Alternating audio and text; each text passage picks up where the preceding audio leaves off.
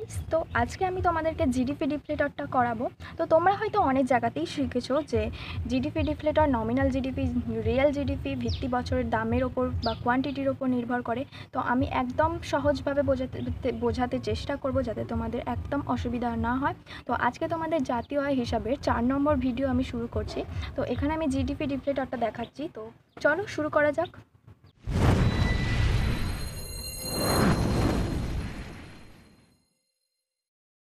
GDP ডিফ্লেটর বোঝানোর আগে আমি তোমাদের কয়েকটা জিনিস দেখাতে চাই যেটা তোমাদের বুঝতে সুবিধা হবে। তো ধরে নাও এটা 2011 সাল। এখানে রাইস উৎপাদন হয়েছিল, মানে চাল, কোয়ান্টিটি আর এটা প্রাইস। রাইস উৎপাদন হয়েছিল 2011 সালে, ধরে নাও 5 কেজি, জাস্ট অ্যাজিউম। আর এর প্রাইস ছিল হচ্ছে 10 টাকা। ওকে, রাইস হলো। এবার ধরো সুইট, চিনি, এটা ধরো 2009 সালে উৎপাদন হয়েছিল 8 কেজি, আর এটার দাম নির্ধারণ করা হয়েছিল 15 টাকা, জাস্ট অ্যাজিউম। তারপরে ধরো কি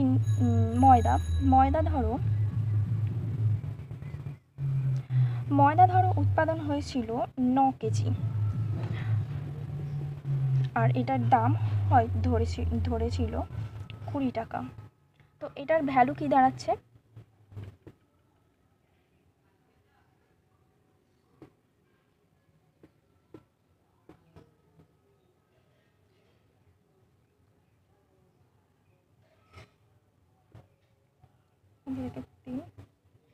তো এটার ধরো ভ্যালু দাঁড়াচ্ছে 350, মানে জিডিপিটা দাঁড়াচ্ছে 350। এটা কিন্তু 2011 সাল।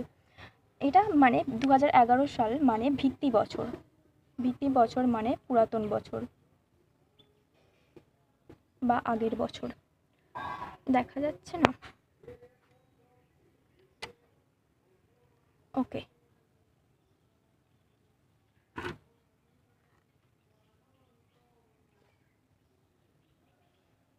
এরপর এটা গেল আগের বছর। এরপর তোমরা ধরে নাও এটা 2025 সাল। হ্যাঁ, এটা মানে বর্তমান বছর মানে এখন যেটা চলছে। এখানে ধরে নাও রাইস উৎপাদন হয়েছিল, এটা কোয়ান্টিটি, এটা প্রাইস। এখানে ধরে নাও রাইস উৎপাদন হয়েছিল তোমার 5 কেজি। এখানে সুইট উৎপাদন হয়েছিল, আমি তোমাদের একদম বেসিক থেকে বোঝাচ্ছি, ময়দা উৎপাদন হয়েছিল। এটার ধরো দামটা তো আর এক থাকতে পারে না, তাই না? দামটা আগের বছর থেকে বেড়ে যেতেই পারে বা কমে যেতেই পারে, তাই না? তো ধরো 10 টাকা থেকে দামটা বেড়ে হয়েছিল 15 টাকা, 15 টাকা থেকে ধরো বেড়ে হয়েছিল 20 টাকা, 20 টাকা থেকে ধরো বেড়ে হয়েছিল 25 টাকা। তো এটার আসল ভ্যালুটা দাঁড়ালো 5 15 75, 16 0 25 9 225। তো এটার ভ্যালু দাঁড়ালো হচ্ছে 460 টাকা। এটা কিন্তু 2025 বা বর্তমান বছর। তো দেখো এখানে তোমরা যেটা বোঝার জিনিস, দেখো আগের বছর এবং আগের বছর মানে ভিত্তি বছর যেটাকে আমি বলতে চাইছি, এবং বর্তমান বছর ভ্যালুটা কি এক হলো? ভ্যালুটা কিন্তু এক হলো না। তো কেন এই ইনফ্লেশন, কেন এটা বাড়লো? আমাদের তো যেটা 2011 সালে যে পরিমাণ উৎপাদন হয়েছিল 5 কেজি, 8 কেজি, 9 কেজি, সেটাই তো 2025 সালেও সেই একই পরিমাণ উৎপাদন হয়েছিল, তাই না? তো কেন এটা আমাদের এই ভ্যালুটা বেরোলো? তো সেটা আমাদের কেন বেরোলো? আমাদের এখানে যে আগের বছরের দামটা ছিল সেটা থেকে দামটা বেড়েছে, তাই আমাদের ভ্যালুটা বাড়লো, তাই না? জিডিপিটা বাড়লো। তো এই কারণে এটা তো আসল ভ্যালু নয়, তাই না? এই দামটা যে বাড়লো সেটার জন্যই এটা ইনফ্লেশনটা হলো।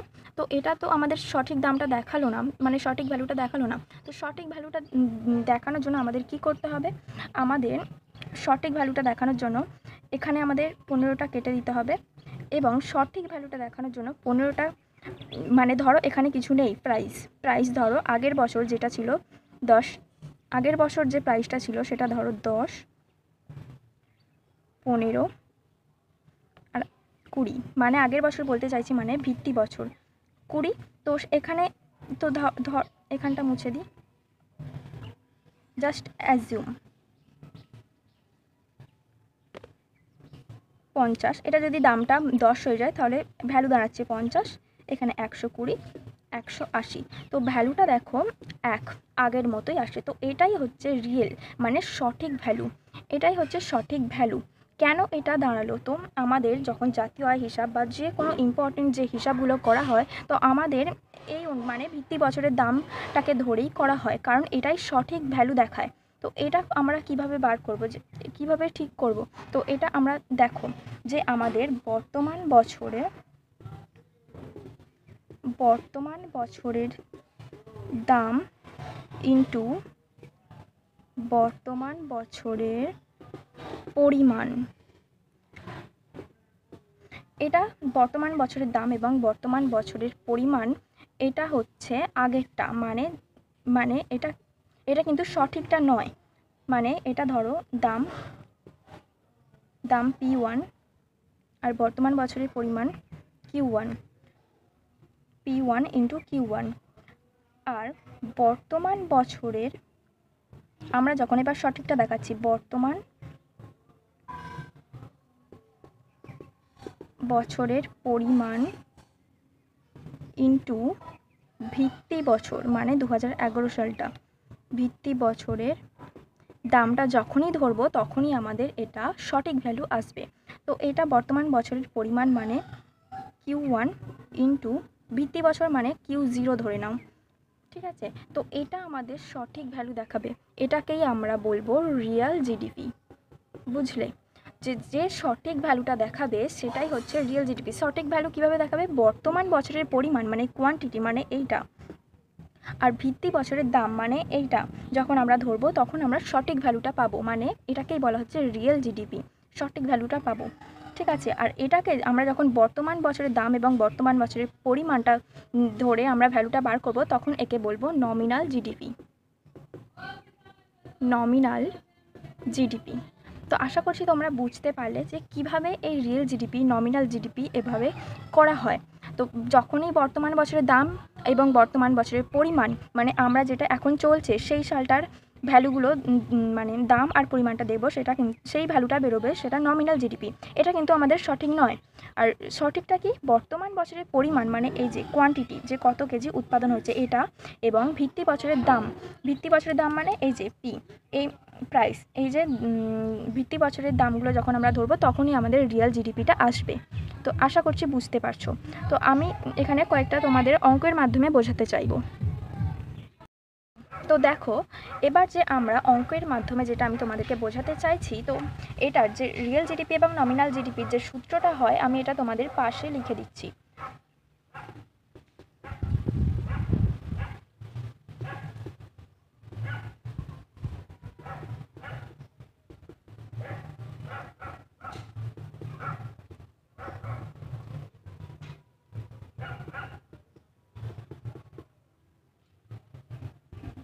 জিডিপি ডিফ্লেটর মানে এটা দাম সূচক, মানে এটা দাম সূচককে নির্ধারণ করে।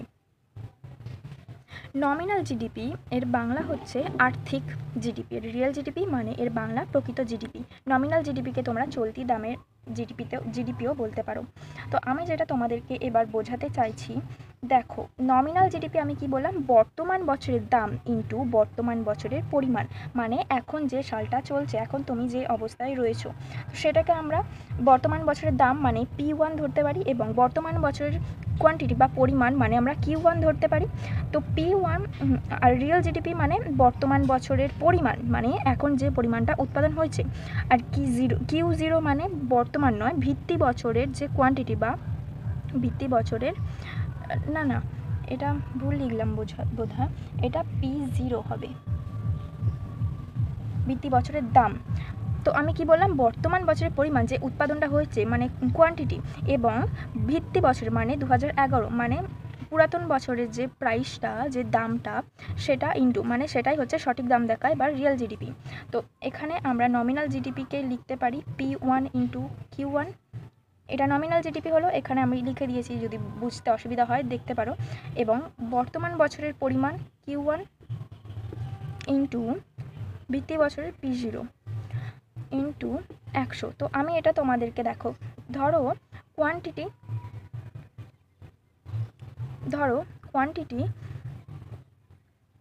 ধরো তোমাদের 200, মানে বর্তমান বছরের কোয়ান্টিটি ধরো 200 এবং ভিত্তি বছরের কোয়ান্টিটিও ধরো 200। আচ্ছা আমি তো এভাবে এদিকে লিখি, বর্তমান বছরের কোয়ান্টিটি 200 এবং ভিত্তি বছরের কোয়ান্টিটিও 200। এই যে কোয়ান্টিটি ইন্টু প্রাইস, প্রাইস বর্তমান মানে এটা আগে বলি, বর্তমান বছরের প্রাইস ধরো 400 ইন্টু ভিত্তি বছরের প্রাইস মানে পুরাতন বছরের প্রাইস ধরো 200।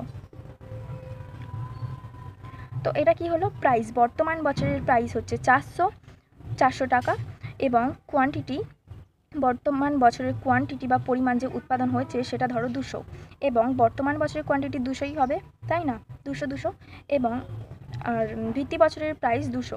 তো এটাকে আমরা যদি করি 4 দুগুণে 8, 2 দুগুণে 4 ইন্টু 100, এখানটা 100। তো 4টে শূন্য কেটে গেল, এখানে 8 ইন্টু 100 800 আর এখানে 4 কাটাকুটি করলে আসছে 200। তো এখান থেকে আমরা কি বুঝতে পারলাম, আমরা এটাই বুঝতে পারলাম যে এটা 200 গুণ বেড়ে গিয়েছে, জিডিপিটা তোমার 200 গুণ বেড়ে গিয়েছে। আমি ফার্স্টে কি বললাম যে এটা কি নির্ধারণ, জিডিপি ডিফ্লেটরটা কি নির্ধারণ করে যে এটা কত গুণ বেড়েছে, তাই না। তো দেখো এখান থেকে দেখো এর ডবল বেড়েছে, তাই না, দেখো 200 থেকে 400, বর্তমান বছরে 200 থেকে 400 বেড়েছে, তাই না, 200 থেকে 400 বেড়েছে মানে এখানে এটাই বলছে 200 গুণ বেড়ে গিয়েছে, তাই না, ইনফ্লেশন হয়েছে। তো তোমরা আশা করছি বুঝতে পারছো। তো তোমাদের আর একটা উদাহরণ দিয়ে বোঝাই, তোমাদের এমসিকিউতে অঙ্ক আসতে পারে বা তোমাদের আমি, আচ্ছা ওটা পরে বলছি। আচ্ছা আবার ধরে নাও আর একটা উদাহরণ দিই, ধরো বর্তমান বছরের কোয়ান্টিটি যে উৎপাদনটা হয়েছে সেটা ধরো 100, এবং এটাও তো বর্তমান বছরের কোয়ান্টিটি 100 দুটোই 100 পরিমাণ উৎপাদন হয়েছে। এবং বর্তমান বছরের যে প্রাইসটা রয়েছে সেটা হচ্ছে 200 এবং ভিত্তি বছরের প্রাইসটা ছিল 100। ঠিক আছে, এটা বুঝতে পারছো তো, কোয়ান্টিটি মানে বর্তমান বছরে যে পরিমাণটা উৎপাদন হয়েছে, আর এটাও কোয়ান্টিটি, এখানেও বর্তমান বছরের পরিমাণটাই চাই।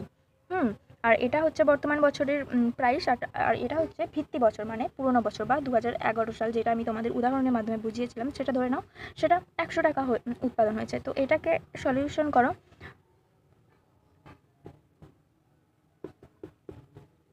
4টে শূন্য 200। তো হ্যাঁ এটাই অ্যান্সার।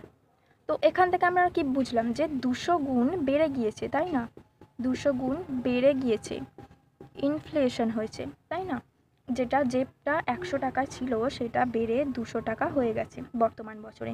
তো এটাই তোমাদেরকে বলার। তো এখান থেকে তোমাদের আর এটা তোমরা বুঝতে পেরেছো তো, যেটা আমি বোঝাতে চাইলাম যে জিডিপি ডিফ্লেটরটা, যে নমিনাল জিডিপি রিয়েল জিডিপি কী হয় এবং এর মাধ্যমে কীভাবে দাম সূচকটা নির্ধারণ করা হয়, আশা করছি বুঝতে পারছো। তোমাদের একটা অঙ্ক দিয়ে আমি বোঝাই। এখানে ধরো তোমাদের দিয়েছে চলতি দামে জিএনপি 750 কোটি টাকা এবং জিডিপি ডিফ্লেটর 150। তাহলে তোমাদেরকে বার করতে বলেছে রিয়েল জিডিপি কত। তো সিম্পল, জিডিপি ডিফ্লেটরটা এবারে দিয়ে দিয়েছে, মানে এটা দিয়ে দিয়েছে। তো এখানে লিখে দাও 150। চলতি দামে আমি তোমাদেরকে ফার্স্টেই বলেছিলাম চলতি দাম মানে নমিনাল, এটা নমিনাল, তো এটা 750 কোটি টাকা বলেছে। আর রিয়েল জিডিপিটা বার করতে বলেছে, তোমাদের বার করতে বলেছে।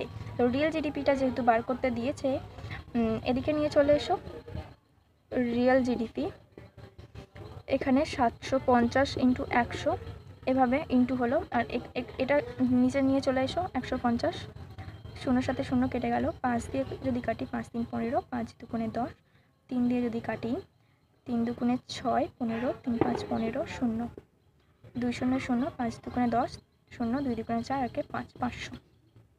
তো এটা তাহলে কি হলো, 500 কোটি টাকা রিয়েল জিডিপি তোমার হলো 500 কোটি টাকা। এখানটা ক্যালকুলেশনটা বুঝতে পেরেছো তো? এটা এটা এভাবে রিয়েল জিডিপিটা এভাবে না লিখলেও হতো, তোমাদের এখানটা আমি একটু এইখানটা দেখাচ্ছি, এভাবে না লিখলেও হতো, এইভাবে হচ্ছে এবং এভাবে হচ্ছে। তোমরা তো শিখে এসেছো যে যে সমান চিহ্ন পাশাপাশি হয়, কাটাকুটিটা পাশাপাশি হয়। এটা না এভাবেও করা যেত, 750 ইন্টু 100 আর রিয়েল জিডিপি ইন্টু 150, এভাবে করলেও বেরিয়ে যেত। তো আশা করছি বুঝতে পারছো। তো আরেকটা করাই,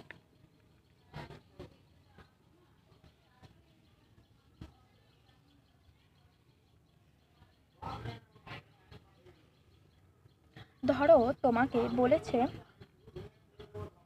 আচ্ছা আর করার দরকার নেই, তোমরা আমি যেটা বোঝাতে চেয়েছি সেটা তো বুঝতে পেরেছো তাই না? এবার যেটাই দিক তোমরা, যাই এমসিকিউটা আসুক না কেন, তোমাদের আমি কনসেপ্টটা বুঝিয়ে দিয়েছি। তো একই কনসেপ্ট, শুধু অঙ্কগুলো ঘুরিয়ে ফিরিয়ে এইভাবে আসবে। তো চলো, তোমরা আশা করছি আমি বুঝতে পেরেছি তোমাদেরকে। তো চলো এখানে ভিডিওটা শেষ করি।